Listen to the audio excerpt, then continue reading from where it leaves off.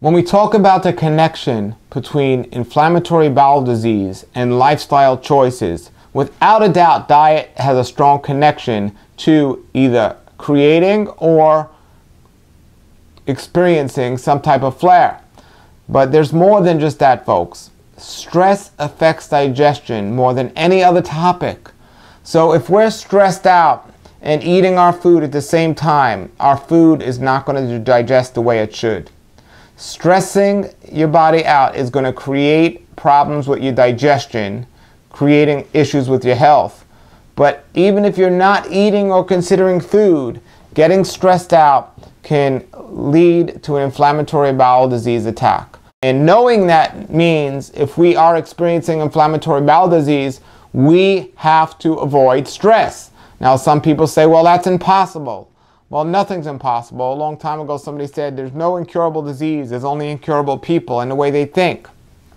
When you start believing there's no cure or remission for inflammatory bowel disease, then there's no cure or remission for inflammatory bowel disease. When you start thinking that there's no connection between stress and inflammatory bowel disease, well, you're not going to really care about getting stressed out and you're going to experience inflammatory bowel disease. I am telling you, folks, there's a direct connection between getting stressed out and our digestion if we're eating food. And if we're not eating food, there's still a connection between stress and inflammation. We need to reduce the stress in our lives. Now, how do we do that and why do we do that?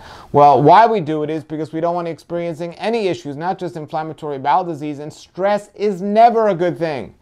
It never helps. So even if you don't have inflammatory bowel disease or if you've been in remission for a long time, getting stressed out is not a wise thing to do.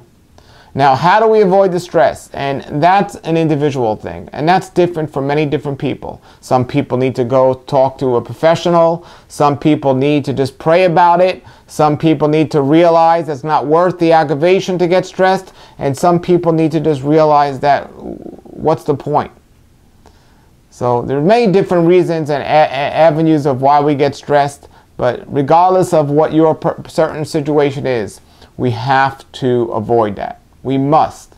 And the more we get stressed out, the better our chances are of not recovering or slowing down our recovery. So stress is something we have to look at. And I know many people with inflammatory bowel disease will get stressed out just thinking of what if they get an attack, or what are they supposed to do during an attack, or a whole bunch of other things that doctors might have told them to stress them out. You don't need to be stressed, folks. You need to understand that you're working towards a cure and you can get well and you could be better. And I'm here to help you. So reduce the stress and figure out ways that will help for you. Maybe post some below the video and it'll help others as well.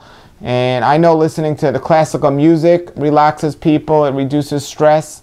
Definitely not getting enough sleep will add stress to the body. So we want to make sure we're getting enough sleep, a good quality sleep and rest.